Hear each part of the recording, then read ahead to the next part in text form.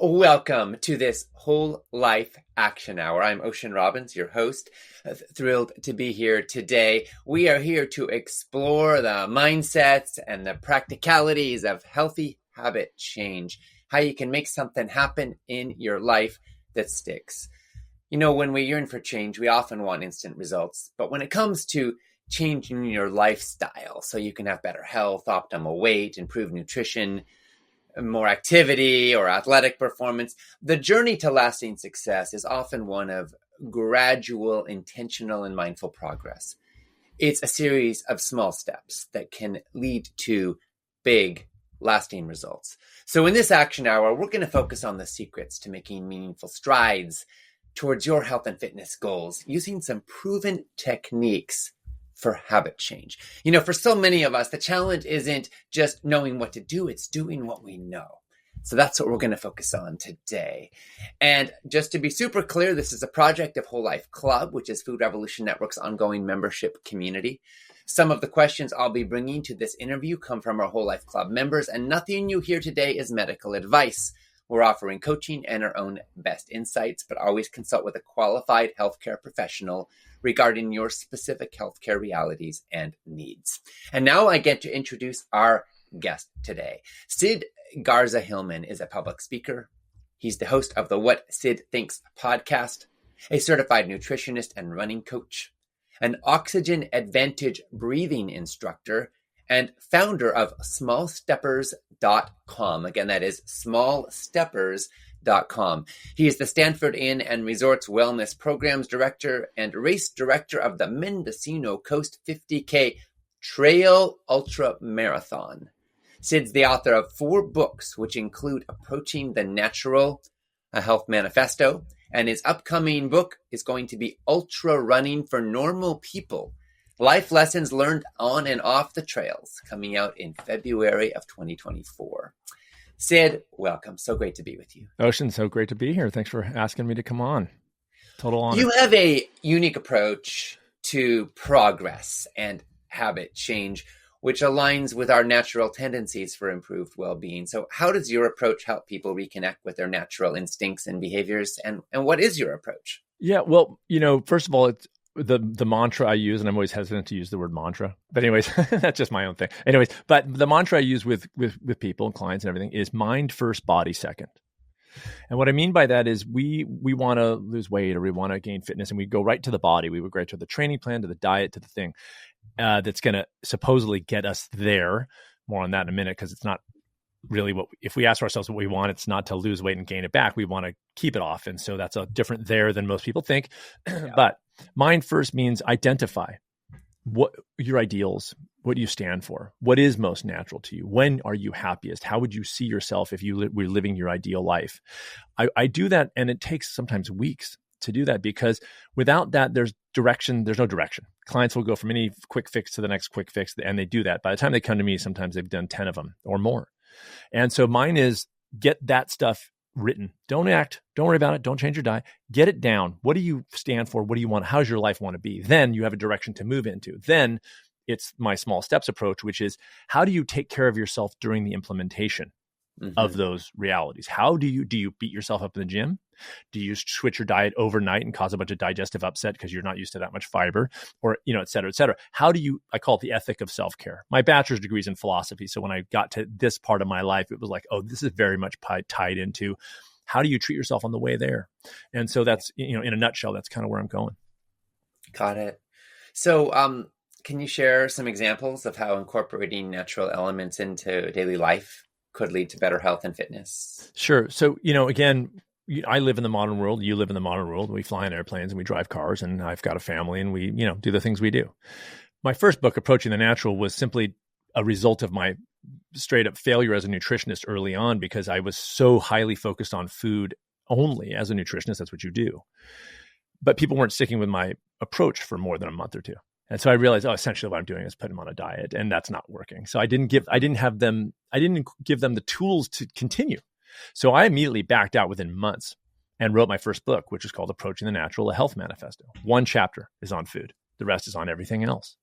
So it was identifying and sort of understanding that we are an animal still. We try to pretend we're not. We look at nature through a window, but we are an animal. So it was firstly identifying what are the natural things about us, and also what are the unnatural things about us. Junk food, obviously unnatural, but also sitting in a chair for 8 hours is unnatural. And also, socializing, quote unquote, through social media is very unnatural. So it was identifying how far we are moving away from what is natural to us as a species. And then what is most natural to us as a species, interconnection, human connection, movement, not CrossFit. And it's very stressful for some people. It works for some people, but for some people, like normal folks like me, it's a little bit too much given everything else we've got going on. What food do we put in our bodies? And identifying those things and then saying, okay, just because you know that doesn't mean you have to change it overnight. It is saying, okay, I identify that. Now, can I have a system where I can move toward that in a managed stress fashion? Hence the small steps approach. But that's what that is. It's like, no. I always tell clients, I'm like, I won't talk about food for 4 weeks minimum. And it just pisses them off. I want to talk. We're not doing that yet. You're not there yet. You've already done 10 diets. So why are you trying to do that again?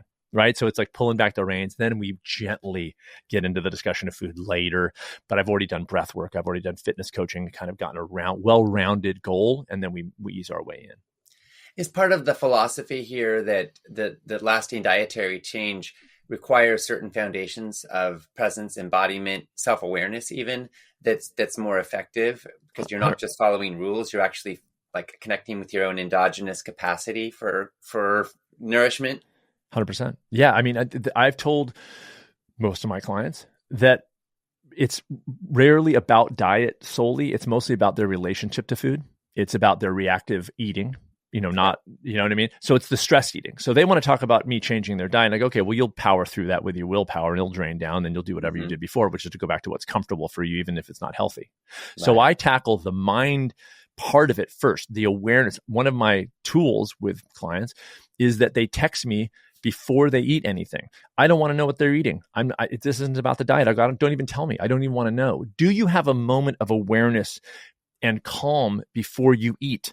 And it's very telling. It's an information gathering kind of thing because they get to see, oh man, I'm like eating before I even pay attention most of the time or not, but they get to find that out. Then they realize, oh, this isn't really about the food. This is about my state of mind around food. But by the way, around exercise and around socializing and everything else, it's that same I call it the ethic of self-care. It's that same backdrop of engaged awareness and intention and consciousness. When I can nail that down and help them understand that's really where the issues lay, then we can then talk about food when they're ready. But if I get the sense that they're like, but I want to talk about food, I go, you just bought yourself 2 more weeks. They hate me, but then they love me because I go, this could actually help them solve the issue. I don't hand somebody a diet anymore because it doesn't work. And so I want them to make their own decisions. I want them to identify what are their ideals, not my ideals for them. And then they get to make the changes at their speed based on their stress. You mentioned breath work. And some of in our audience may be very familiar with that. Others not so much. We eat for however many minutes a day, but we're breathing all the time.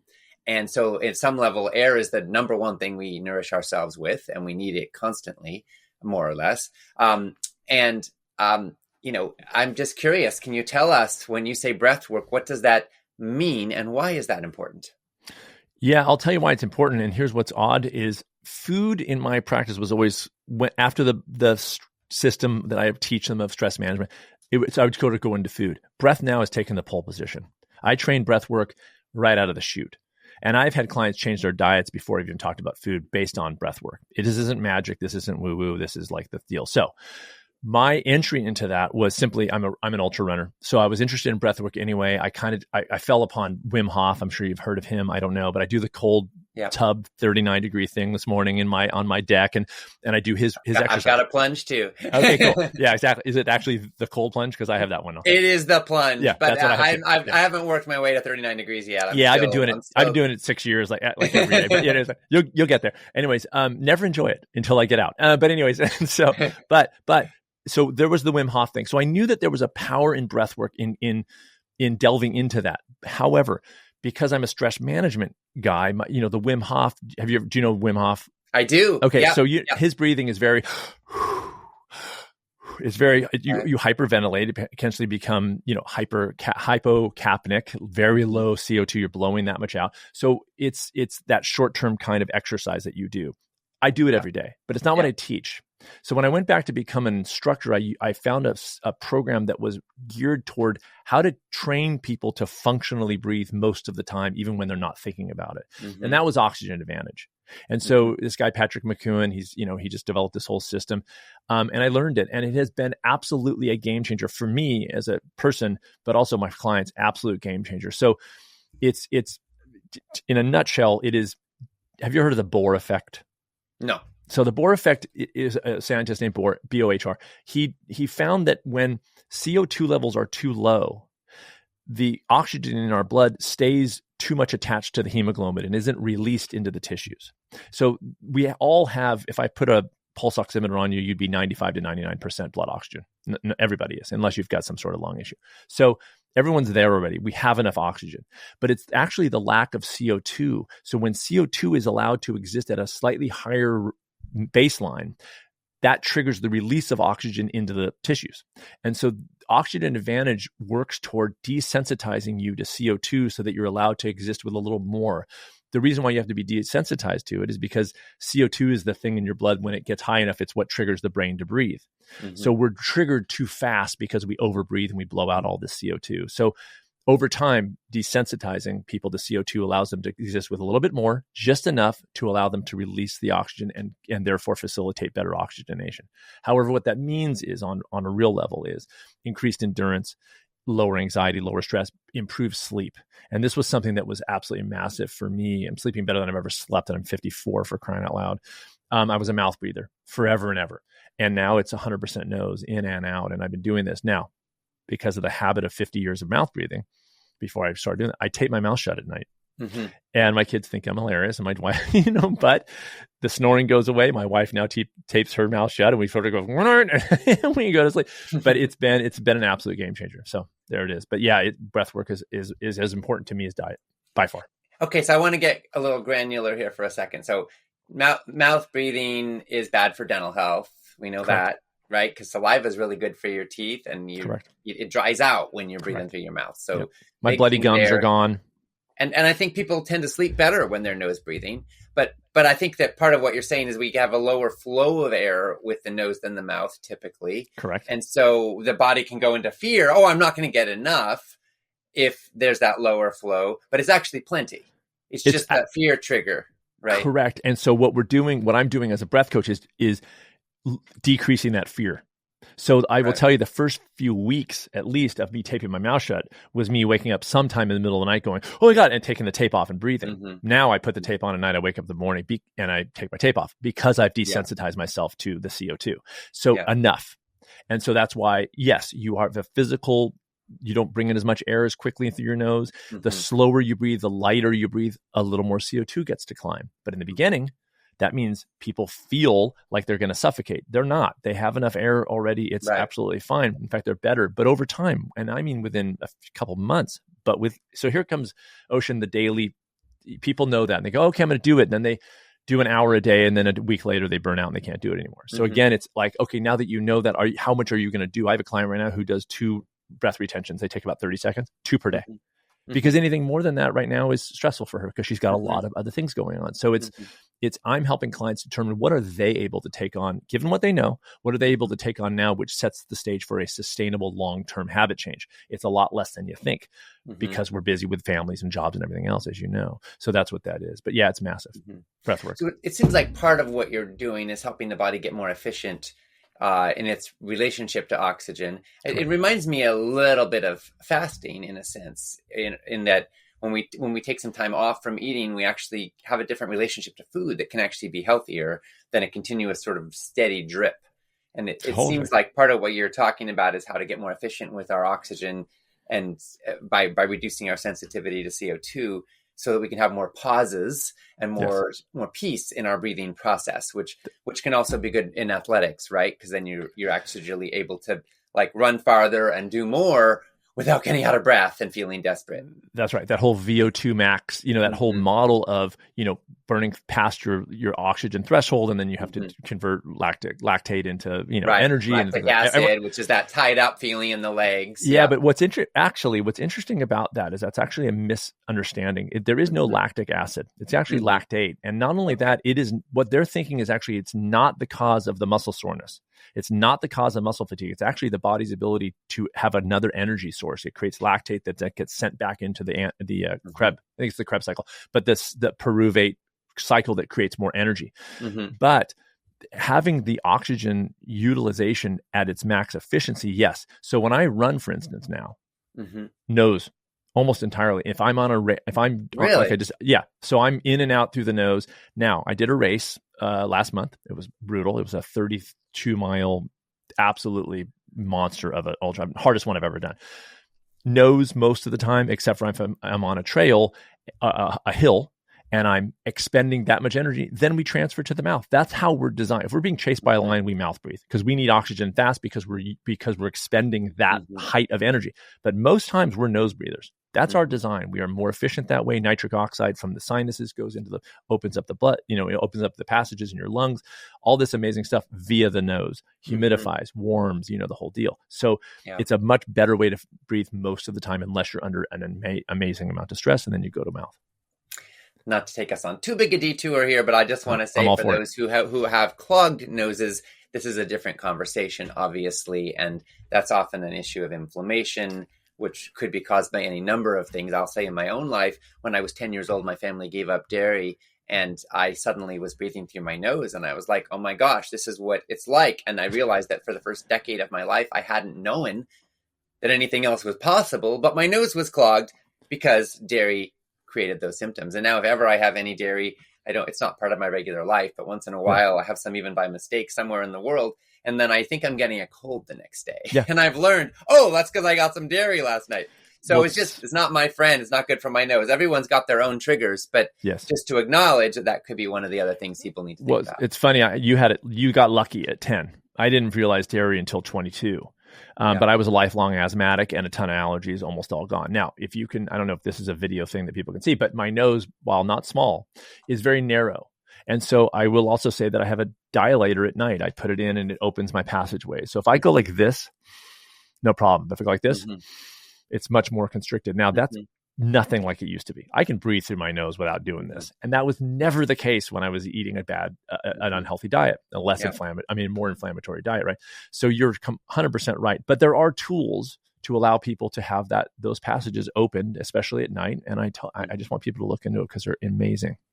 Yeah. Okay. Thank you. All right. Well, there's so many things we could talk about, Sid, but we're focusing today on habit change. So let's circle back to that a little bit. Okay. So part of what I hear you saying is that you take people on a journey to look at sort of stages of what area of their life, because ultimately you're helping folks with every area of their life. Correct. That's fundamental, but you do it in a staging process, and you feel that food is actually one of those things that there's got to be a certain foundation of support in order to create sustainable habit change there.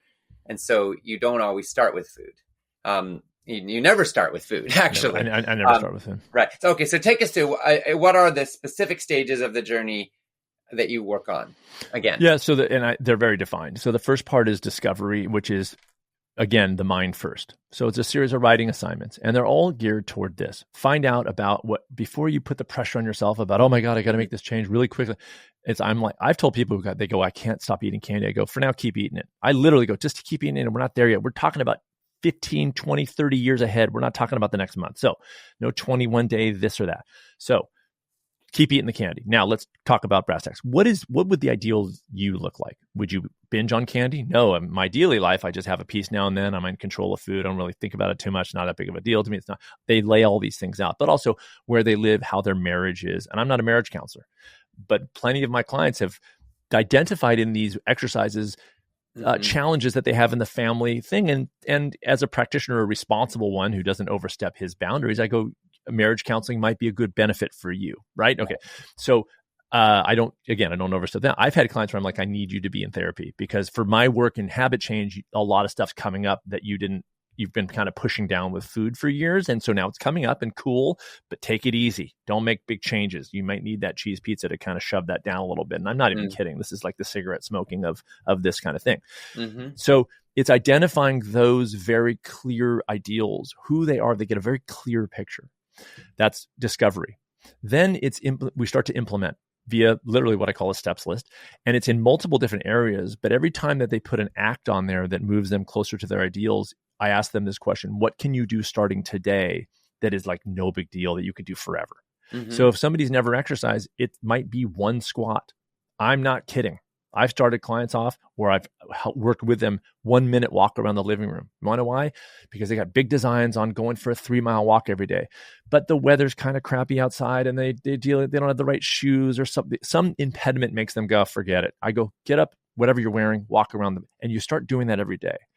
Now the blowback is that, well, that's not going to do anything. So what we're thinking of is data, blood pressure, heart rate. I go, we're not there. We're establishing the habit. Later, you can build that step into a 3-mile walk and you're going to get all the wonderful benefits of walking every day. But right now, it is about the habit. We skip right to the thing that we read about in People magazine, that if we eat this way, we'll get the before and after shot. But it doesn't last. It never does. And when we can get over that and realize, okay, let me be an adult about this, we can actually get real changes done. So I have clients working in creativity, socializing, diet, movement, breathwork, meditation, journaling, all these different areas, but not massive amounts. I was quantifying with a client yesterday on a client call. Her entire steps list adds up to about 6 minutes per day. 6 minutes. I'm not kidding, but it's changing because it's not just about those 6 minutes. She's starting to shape up her life and control her life in a very cool, calm way. And she's seeing those changes occur. So it's helping people ease their way in, not jumping too fast, too far. Yeah. Okay. So what are some practical examples of some of the steps that someone might do in 6 minutes a day or 10 minutes a day, those micro steps? Okay. And are they sequential? Do you take some steps for a while and then you move to a new batch of steps? Yes and no. So basically any step on the list is to move you closer to your ideal. So it can be a multitude of steps. It can be, I only have 3 on my list right now. And it's basically anything that I want to start, what I want to incorporate in my life that is new. And so it's like, okay, well, if I want to do this thing and I take it on too much, I'll quit. So it's like that whole thing, but it's not sequential necessarily. It's you take each step in isolation. You go, how much can I do today? Differing amounts based on your priorities. So somebody might be like, well, they're studying for whatever and they want to be able, that's kind of their priority. Okay. Well, I was writing my new book, for instance. So when I was writing my new book, that was my priority. And so that step on my list was bigger than the other ones. I did a little less exercise at that point. I did a little less breath work maybe, but I kind of didn't, but whatever. But you know what I mean? Like you kind of prioritize. My first step, just to give you an example, on my book, my new one, this is my 4th book. This ain't my first rodeo. And yet my first step on my list, because the idea of writing this book was so gargantuan and so stress inducing that it was making me not deal with it. So my first step, I am not joking, was to open the file on my desktop, on my laptop. Not even write. Open because that's the game I got to play with myself. Like, okay, I'm just going to open it. Then a couple of days later, it was like, okay, well, let me just write a sentence. And I changed the step on the list. And then I grew it. Yeah. The one misconception about my approach, I will tell you, is that as people assume that every step for everybody is the same, it's not. A small step for me is a mindset. Do you see it as small? So my first step in my book might have been writing 3 pages a day, if that wasn't stress inducing. For me, it was. And so it was 1 sentence for a while. But for other people, based on their lives, I asked them to look at the entirety of their lives. What's their schedule like? What's their family like? What's their responsibilities and obligations and things they do for joy? How are you going to fit that in there? Are you going to shove it in? Because it'll bounce it right back out. So it's multiple areas, all in a way that is manageable, and you grow or sometimes decrease depending on what you're kind of doing, but you're always engaged. Yeah. So that discovery or self-assessment stage is critical. And I sometimes think of that a little bit like what it takes to have a healthy functioning GPS, where you've got to know where you are, you've got to know where you want to be, and then the route to get there. And then you're literally, if you think about it, the steps are like, what's your next turn? That's exactly on the road, right? Exactly right. You can barrel through terrain that's going to make you break down. Right. Right. If I got to get from there to here and it's a straight line, so I'm going to go across a lake in my car, and that's what kind of the metaphor of what people do with diets. They go, I want to get there. I'm going straight and I'm going to change my diet overnight. My family's going to be pissed at me and I'm going to be miserable and feel crappy. And by God, but I got it, and that's kind of like that thing. And I'm just helping people disavow that. But I always say, I don't do the sexy work. I do not do the sexy work. I do not have people knocking down my door. I have clients. I have a career. But this is not sexy because this is the hardest work that anybody will do. Diets are easy. Sid, just tell me what to do and I'll do it for 21 days. It's just tell me what to do. And I get it. Trust me, I get it because I'm living, I got 3 kids and the whole thing. Tell me what to do, but it doesn't work. And so if I can say, you have to decide what you can do, and then I give them license to do very little, like 1 slow breath in the morning. That's their meditation sometimes. Anybody can do that and think, okay, cool. But it doesn't do it. I go, no. It does. It establishes a habit. You'll do 45 minutes 6 months from now, but let's take our time with it. You know what I mean? Based on what you want to do. Yeah. Well, I know that food is not diet, but evolution of food and nutrition and how we nourish ourselves, I'll say, is like, a little bit more advanced in the journey. A lot of folks in our audience, though, are very focused on the food piece. Sure. So let's suppose somebody wants to eat more vegetables and less processed foods. Good. What are some examples of steps that they might take when they're ready to undertake that? Good. So let me go to an extreme story. Okay. I had a client years ago, 5'4", 400 pounds. Okay. Now in her initial writing, she wrote, I'm at a healthy weight. That was her ideal. Now, that's a hard thing to write when you know the reality, which is that you're 5'4", 400 pounds and you've been on a junk food diet for 50 years. But she had that moment where she was like, no, I'm in my ideal, I'm at a healthy weight. Now, I argue, and I will defend this position forever, which is that is actually the real her. So I always tell clients, I'm not trying to make you into someone new. I'm trying to get the real you. I want you to live life on your terms. You identify yourself as having a healthy relationship with food. You've just been running astray for a little while. Let's get you back on track. It takes a while, but 3 junk food meals a day. I'm not kidding. Now, her first step in healthy eating was 1 stalk of celery with whatever else she was having for dinner. And that's because and she had already been on more than 10 health diets. Trust me, she'd lost the weight and gained the weight lots of times. So it was, I'm never a stop eating junk food. Everybody knows that. It's so insulting when a nutritionist tells somebody, don't eat that stuff. It's like they already know. That's not the issue. The issue is that she doesn't know. She doesn't think junk food's healthy. She's not arguing with me about the health merits of a Big Mac. She's having the relationship with the food needs to be changed. So what I said is keep eating the dinner. I don't care. Can you put something on your plate? We had that discussion. She said, well, I like celery. I said, good, 1 stalk of celery. So then all of a sudden, every day she's putting 1 stalk of celery. Then it was a couple slices of pear. She's adding it in. 3 weeks later, I go, tell me something and be honest. Do you eat healthy food every day? And for the first time in 50 years, she said, I do. I eat healthy food every day. There's the change. It takes a while to evolve, but I will tell you, in a year and a half, I got a text from her, long gone. My work is 12 weeks. A year and a half later, I get a random text of a picture with vegetables and grilled salmon on a plate. That means I don't even care. She's thinking about it a year and a half later. That's a win for me and for her. She's still thinking about it. And so that's a massive, this was, I'm not kidding, Kentucky Fried Chicken, the whole thing you would expect, but there'd be that little celery on the side of the plate is the best thing ever. So that's an extreme.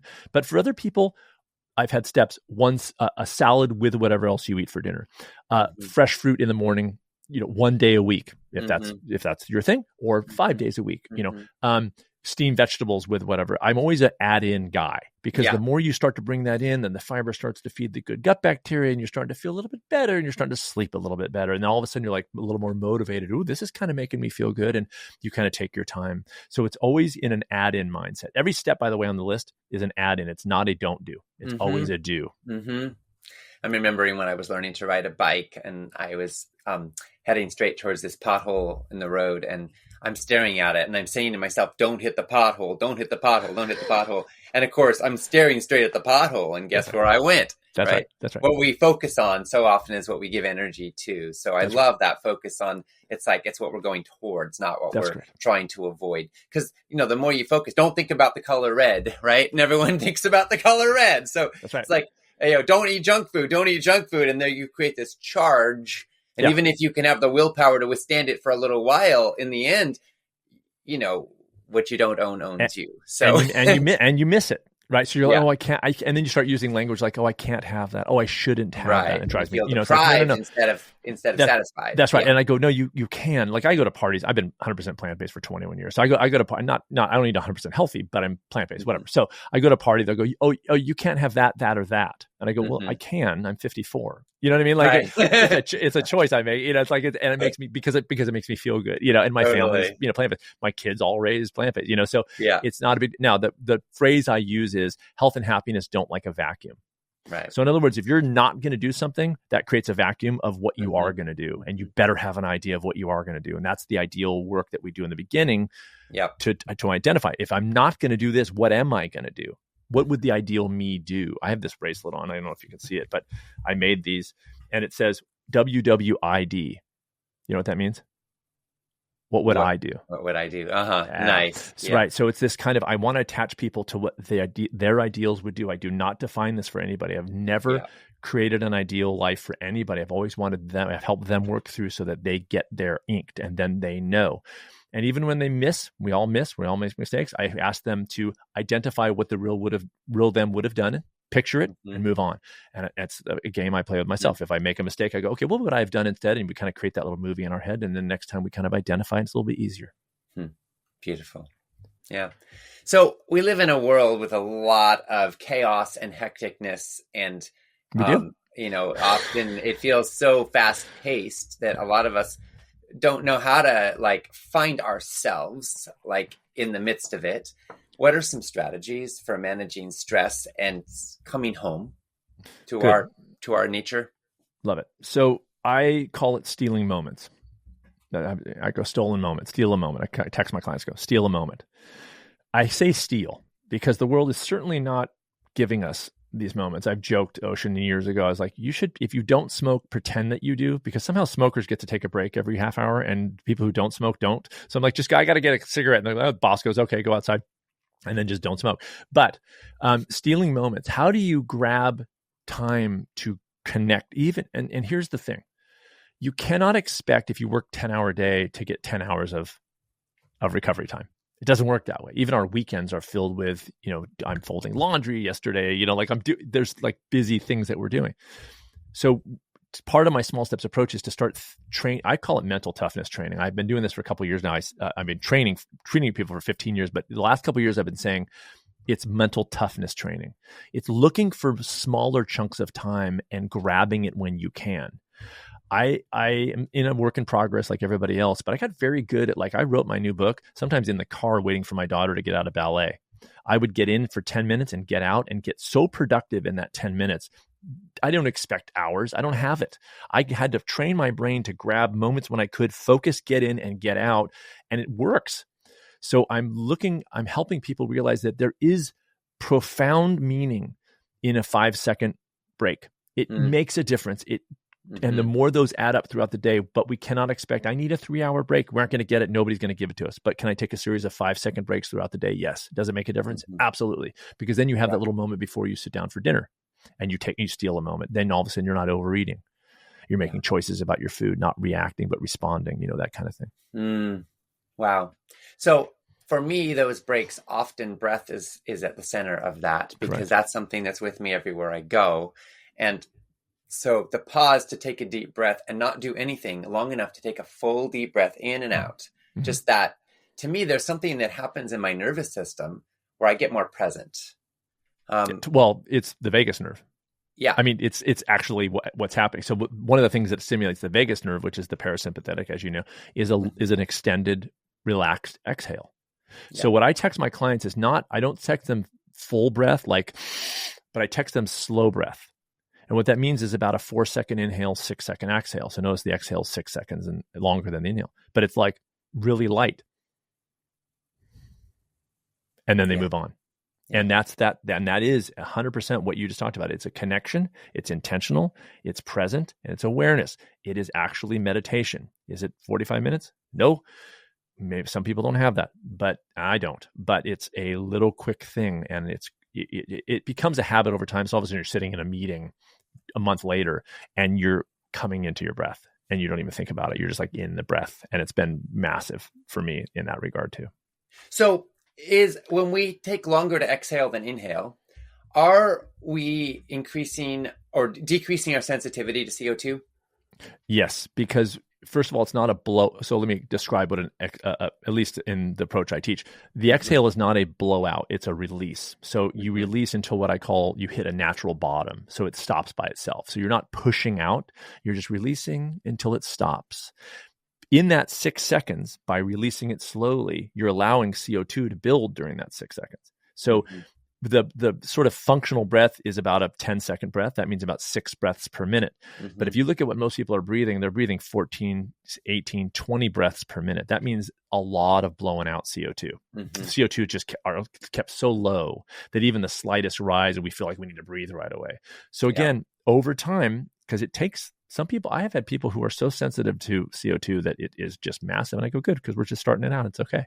But it's over time, slowing that breath down and being less sensitive to CO2 makes it that much easier to do. Yeah. Yeah. So you and I were talking earlier about cold plunges, and the health benefits of them are increasingly well documented. When I was a little kid, I was born on Salt Spring Island in Canada. My parents adopted a habit where they would always have a cold shower, and the water was very cold in Canada, by the way. They'd always have a cold shower after hot. And when they were feeling stressed or agitated, they'd actually go back and forth. Hot, cold, hot, cold, hot, cold. And they'd come out of that bathroom looking a whole lot happier. And so I learned that early on, and throughout my life, I pretty much always follow any hot shower with a cold shower. But recently we got an actual cold plunge. And sometimes I go in, after a hot experience like a shower or a bath, but sometimes I'll actually just go in just for that vigor. And one of the things I find myself drawn to do is to breathe slowly, even if it's just 10 breaths. Correct. To just let my nervous system settle instead of like, oh my God, it's cold. It's like, that's right. Peace and calm. Can you talk a little bit about what are the physiological benefits of this? Yeah. So I get in, I don't do hot showers. I haven't done hot showers in years, like 6 years. I basically get in my cold, like today it was like 40 degrees outside, and I walked outside, got in my 39-degree tub, which is about as cold as the outside was. But I do breath work before I get in. So it's never it's always controlled. It's like you get in and it's calm. Is it pleasurable? Nope. It just never is, but it elicits that response. It's that hormetic stress. It's that short-term burst that, sort of triggers adaptations. There is some science coming out. I will tell you, though, that it is an emerging science. There's nothing, I have not seen, at least myself, and Wim Hof aside, they talk about all the great benefits, and I'm sure that they're coming, but it's not fully documented yet in the studies world. I will say that there is the norepinephrine kind of release. I feel mood enhanced. I feel awake. I feel calmer when I get out. For me, the benefits have been more mental than physical. I feel invigorated. But more importantly, for me, it's a daily challenge of doing something I don't want to do, and knowing that if I do it, I'll feel better afterwards. It's that little battle every day. Doing something, Eleanor Roosevelt said, do something every day that scares you. And that's, for me, that's my little challenge. I go, oh God, I don't want to do this. I don't want to do it. I know rationally that if I do it, I'll feel better. And then I get in the tub. First 30 seconds, kind of uncomfortable. Then no big deal. I get out after about 2-3 minutes and I feel fantastic. And so it's just sort of that daily thing. I think the science will catch up. I do think there's enough.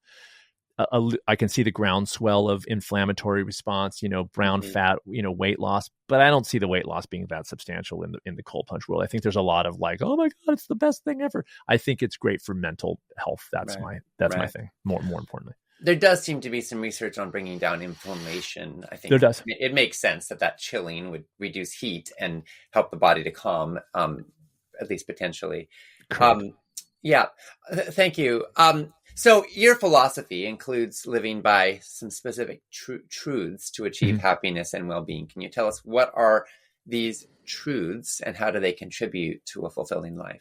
Good. Yeah. So, the book's called 6 Truths, and that's my third book. My first 2 books, Raising Healthy Parents, was my second one. It's a healthy families, but again, the message being parents to take care of themselves so that they can parent however they want to parent. I always find people can live their ideal lives when they're in a state of managed stress, and that goes for parenting too. I am one, so I get it. But the third book was really more of a happiness kind of manifesto, 6 Truths. So things like no substitute for hard work, setting the example, We always, especially in the social media world, we're all about, I call it keyboard bravado. It brings out the worst of us in many ways, I will say. And so, setting the example, are you living the thing that you're trying to get everybody else to do? Are you attending to your own kind of thing about that? Especially as parenting, that's a massive thing. Way more important than what we say is what we do. Yeah. Having a thick skin, but not too thick. Just focusing on the work toward the goal, less about the goal. I always say, like, make goals obsolete. In other words, you achieve it. Oh, have a day where you go, it's fantastic. Next day, set a new goal. Because the happiness I believe happiness is about the day to day. It's not about I scored a touchdown when I was 12. It's the boring stuff. That's why I said my work's not sexy. I'm not training people to win a marathon. I'm training them it's the day. I run ultra marathons, but that's not my focus of training. I want people to learn how to be in training all the time in their lives. How are they living their day to day, the boring stuff? Are they with their families when they walk in the door, or are they distracted on phones and thinking about work? Those are the things I think that add up over time. And the truths in that book are really all focused toward accepting some things about our lives these days. Social media is not social. We need a better job about living the example. We need to not focus so much on the goal, but on how we're doing day to day. Those are the things that to me add up, and they have for me as a human being as well. So when you say not focus so much on the goal, but how we're living day to day, it seems to me that sometimes how we live day to day is related to a goal. For example, if you've got a GPS, you look at your destination and then you're taking the turns to get there. So do you think there's a balance there of like, what is your vision or your big goals? Someone wants to compete in an ultra marathon. They're probably going to start by going for a jog around the block and work their way up, but they've got that vision still, right? So sure. how does that work for you? Well, the goal, I'm all about setting goals. I mean, the ideals that people and my clients write are goals. They're essentially, this is my ideal life and I want to get there. Mm-hmm. But I don't, in my experience, it's not about getting there. Over time, they realize that's a direction, but my happiness lies in just the fact that I'm moving toward it. I'm trying to get there done. I don't want people going, the ultra marathon, if I could just finish it, that's going to make me happy. Because what's going to happen is if they have to have a bad day and they don't finish the ultra marathon, they're going to feel like a failure. And I'm going, you towed the line. You succeeded when the gun went off. So how are you treating yourself on the way in? Are you building self-confidence and self-esteem in the way in because you're taking care of yourself in the implementation of the steps that are going to lead you to that goal? But 100%, the goal is massively important. It's just not the thing that makes us happy. Happiness is in the working toward it. I really do believe that. It's in the day-to-day grind of trying to live out your best life day to day. You achieve the goal, you finish the ultra marathon, phenomenal, great, good job. How did you treat yourself on the way? And what's your next goal? Where are you going to go next? And then you're not you kind of balance it out. So it's not so much wrapped up in that goal. It's a goal, but it's really about the day-to-day stuff. Yeah, thank you. We've got some questions from our Whole Life Club members. Marlene said, it's not like I don't know what to do to stay on track because my tool bag's nearly packed to the brim, but it's like I need someone or something to organize it so I know what tool to use when. Any concrete suggestions? Well, that's the work I do. The work I do is I go, this is about this is what you know. This is what use that is. This is how you implement what you know. What did you say? You said something in the beginning. You said, we know what to do, but sometimes the problem is doing what we know. Yeah. Right. So everybody, I teach, I run the wellness center at the Stanford. I don't know if you ever heard of it, but anyways, it's a resort in Mendocino. So I teach nutrition classes and the one thing and cooking and everything else, but I always say in nutrition classes, just because I'm telling you this stuff, I don't want you walking out the door and going, oh my God, we got to change everything. We're going to go home and throw this and this and that, because then I failed, because my job is to help people become less stressed in their lives. Notice that every blue zone isn't plant-based. Every blue zone drinks alcohol. Every blue zone is not SOS. So if we can look at SOS is sugar, oil, and salt free. Right. So it's that kind of like we grab it in America and we become very like that, and data gathering and the whole thing. I go stress management first and foremost. So to Marlene, what's her name? Oh, Marlene? Marlene. So I would tell Marlene, I'd say, look, take your time to identify how you want to live based on what you know. You might have read an article about meditation and you go, oh, that's fantastic, because it is. And you go, I want to meditate 45 minutes a day. I go, great, amazing. Okay, now here's the hardest work you'll ever do. How do you do less initially so that you can last and actually get the benefits of meditation? We don't we need to really understand that healthy eating, for instance, we don't change anything in 7 days. It's not Tylenol. We don't take a Tylenol, our headache goes away. Healthy eating is a thing you get the benefit of by establishing a long-term habit about it. And by the way, when you look at the stress effect on digestion, for instance, it makes a difference how you manage your stress. How you living your life does make a difference. That's why people can live till 105 on not particularly great diets, by the way. And so how do you manage your stress along the way? So you know what you know, but then we feel this pressure. Well, because I know this, I have to do it tomorrow. No, you don't. How do you want to treat yourself along the way implementing? So you ask yourself, based on what I know, what can I start doing today that is going to be no big deal? If it's meditation, maybe that's 1 deep breath. Maybe it's 1 minute of meditation. Maybe it's 10 minutes of meditation. Maybe it's 5 minutes in the morning and 5 minutes at night. But whatever it is, it should just be minimally stressful because it's new, but not, I got to do that. Oh, then it's a short-term deal. You're going to be done within 3 weeks. Yeah. Thank you. Maritza asked, can you talk a bit about learning from setbacks? Oh, great. Okay. So Maritza, good one. So here's the thing about so-called setbacks. What I really work hard to do with clients is to get them away from this idea of failure, because we tend to look at a partitioned part of our lives, let's say food, for instance, and we've got an idea of healthy eating, and then we go out to dinner and we eat something less than healthy. I have clients who go, Friday night, I ate this thing and this thing. And I go, why are we talking about the Friday night? What did you eat during the day on Friday? And also, what did you eat Monday through Thursday? I just had this discussion with a client. I go, over Thanksgiving break, did you eat all junk food all the time? She's like, well, no, during the day I ate really well. I go, then why are we talking about the few times that you didn't eat healthy? Right? So these are not failures. I want people to get into these more, enjoy those kinds of things more fully, and also treating themselves well in the diet world. Also, like eating junk food is fun, but if you do it too much, not so good. So the idea of a setback is learn from it. It's that thing of what I said, when I make a mistake or I do something that the real me wouldn't have done, I used to beat myself up about it. But now I go, okay, cool, that happened. Okay, now what would I do instead? Start to see these setbacks as learning opportunities. Every famous quote on a poster is like, you can't achieve success without failure. I failed Michael Jordan. I missed 3,000 shots before of the ones, right? So we understand that conceptually, but day to day we expect perfection. We expect no mistakes. We're not robots. So the best you can do is go, oh, that happened. Let me remove the good, bad out of it. Let me go, what would I have done instead? Yeah. Picture it and move on. And then you've learned, and then you're improving over time. And so it's just kind of this idea of setback is like, it's just, I don't know where it comes from, but it's a tough thing. I love the response that I get from my work, which is that people go, I'm not beating myself up anymore. I go, yes, because there's no reason to. You're on a trek. How cool. Yeah. Well, I mean, it seems like it's sort of human nature to have a sense of good and bad and right and wrong, and like what's getting us towards our goal and what's not. And yet, to use again the GPS metaphor, if you're trying to get from A to B, the best way to do it is almost never a straight line. Like, and in the real world, right? Yeah. In conceptually, sure, you just march there and you get there. But in the real world, every trail has its twists and turns. And in fact, the steeper the ascent, you're going to start to have switchbacks. That's right. And cars always are driving in through neighborhoods and making turns and this and that, because the real world is never flat and straight and linear, or almost never. So, so when we adjust to that, it's like, okay, is it a step on the journey? That's right. And that journey is, it's about movement and discovery and learning. Right. I at least am very fascinated by what happens when we strip out good and bad enough to just witness what is. Yeah.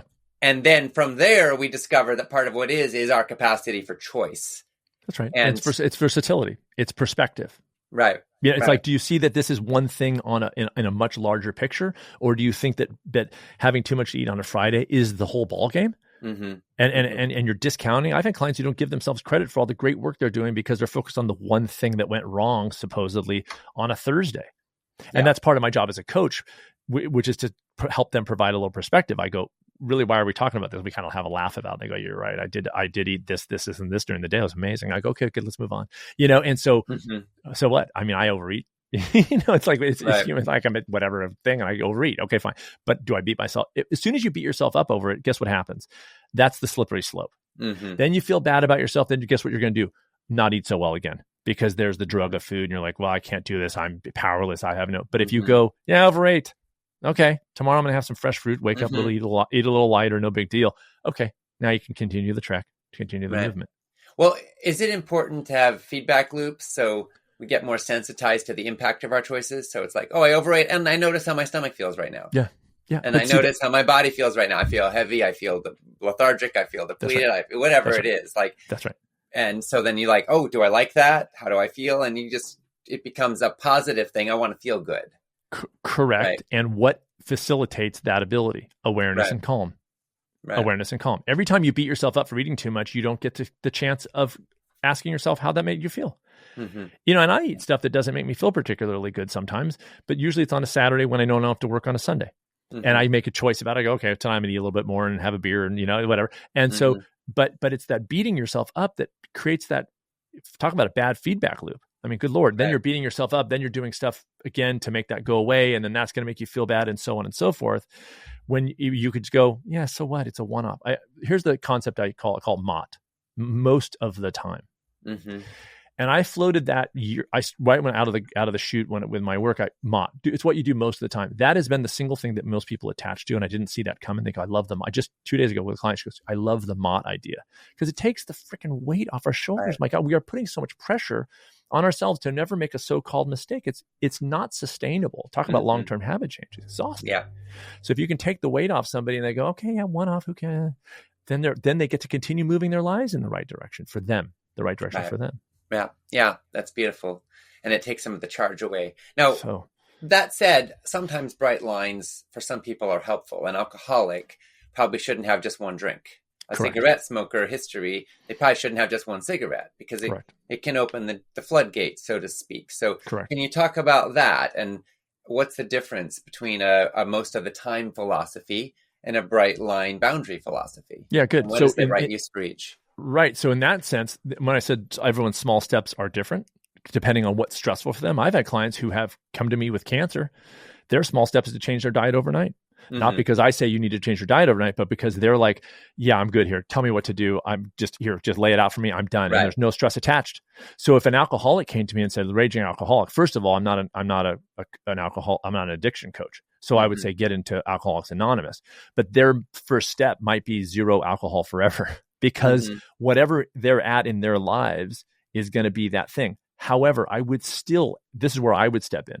I would say, identify why you went to alcohol in the first place. What were the parts of your lives that needed that stress relief? Because somebody's alcohol might be somebody else's cheese pizza with the casomorphins and the opiate, right? It's that kind of thing. So identify what that is and start to build those in.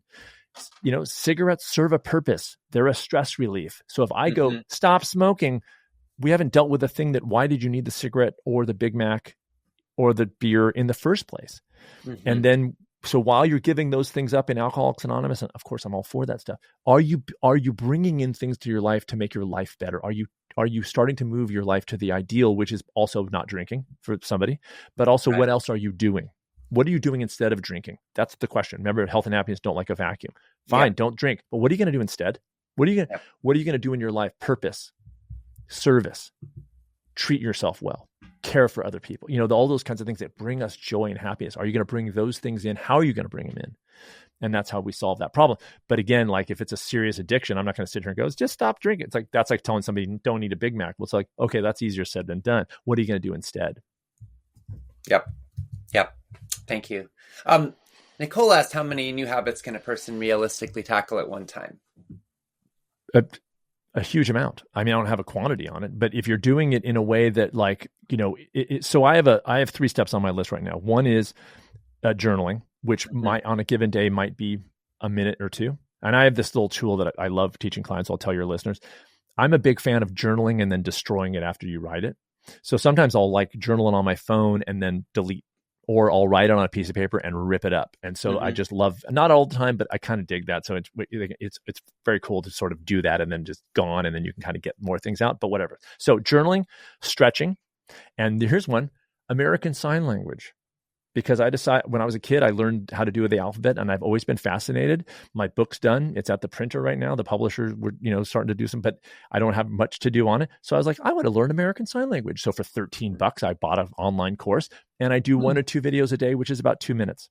Mm-hmm. So those are 3 very different things that I'm bringing into my life. I have a physical steps list that I keep in my pocket. Mm-hmm. Right now it's upstairs, and I carry it with me, and it reminds me to do this. I set reminders on my phone because it's hard to incorporate anything new. But yeah, you could do creative stuff. You could do, I want to become an artist. That could start by sketching for 30 seconds a day on a piece of paper with a pencil. So you don't need any special tools. You don't need an easel with a thing and the thing. Wherever you can do it. It can be a 1-minute walk around your house if you want to start exercising. It can be eating a carrot as a way to start eating healthy food. It can be taking an online course and doing 1 video per week on writing, novel writing, short story writing, whatever. I've seen it, and I've seen clients multiple 8, 10 different things because they're not doing it all for 4 hours each. They're doing it in minutes. And then all of a sudden one emerges where they go, you know what? I love the American Sign Language more than I love the other stuff. So build that step up and then a little less on the other things. And you kind of weigh all those things out, and you're moving everything forward, but not at equal amounts. Yeah. Thank you. Last question here is from Will, who asked, what are your thoughts on celebrating progress? Should it be done along the way or just at the end? And what should it look like? And what shouldn't it look like? So we said this before, like I celebrate the end, fine, but definitely on the way. So the work of this again is the attention, the awareness, the engagement, paying attention in your life to, in many ways, give yourself a daily, like, well, that's kind of cool. We focus on the stuff we don't do right or whatever, without focusing on the stuff that we do. And I've had clients call me, years, I fell off the wagon. They say the wagon. I go, well, there's no wagon. But anyways, they go, yeah, I haven't been eating. I go, do you not drink water in the morning? Because that was a step we worked on. Oh, and I do that. I go, okay. And then I list like 3 other things that they're doing, but they're so deep in the weeds on the one thing that they think that they're not doing well, that they're not giving themselves credit. So beating yourself up, like I said, it's a slippery slope down, but being aware of the things you are doing is a slippery slope up, if that makes any sense. It's anti-gravity, but it also builds on more positive stuff. The more that you focus on, well, I did this, and this, so I can do it. That's how you build a self-esteem and confidence, and that relates into more positive action. So I'm much more of a proponent of along the way kind of congratulatory than, okay, I reached my scale weight. Now what do I do? That kind of thing. Yeah. So celebrating each step. Correct. Rather than every time you go, because once you get to the destination, you're done. And we see that with people. They reach their goal weight, and then 2 months later, they're right back where they were before. Correct. And it's like, are you celebrating becoming the steps, which is about momentum rather than about destination. That's right. And it's becoming a person who is at a healthy weight instead of reaching the goal and then losing it. You've actually, by the time you reach the healthy weight, you don't care about it so much. I swear it happens because you've built along the way these habits and this ethic of self-care. You're treating yourself well. You go, I hit the healthy weight, cool. But now it's not a struggle. I can continue to do the thing I'm doing because it's what I am. It's who I am now. That takes time. Yeah. Sid, fascinating conversation. Thank you so much, everybody. We've been talking here with Sid Garza-Hillman, and Sid is reachable at smallsteppers.com and also author of many books. His next one, which is available for pre-order now, is Ultra Running for Normal People, Life Lessons Learned on and Off the Trails. So go ahead and grab your copy and be one of the first to have it when it comes out in February. Sid, wonderful talking with you. Thank you so much for your lifetime of work and innovation and discovery and implementation and learning and creativity, and for sharing so clearly and in such an inspiring way with all of us today. Ocean, it's been a total pleasure, and I have a lot of respect for you and the work that you've done over the years and the lives you've changed. So right back at you for you, and thanks for having me on. I appreciate it. All right. Thank you. When it comes to cancer, Alzheimer's, diabetes, heart disease, and other chronic illness, what really matters isn't how many books you read, how many webinars you attend, or how much you know. What really matters at the end of the day is what you eat and how you live. The science has given us what we need to know. Now it's time for action. It's time to implement and optimize your healthy lifestyle. It's time to get results. It's time to say goodbye to confusion and hello to clarity. It's time to say goodbye to bad habits and hello to good ones. It's time to fall in love with foods that love you back. It's time to join a community that will support you in achieving your goals. It's time for Whole Life Club.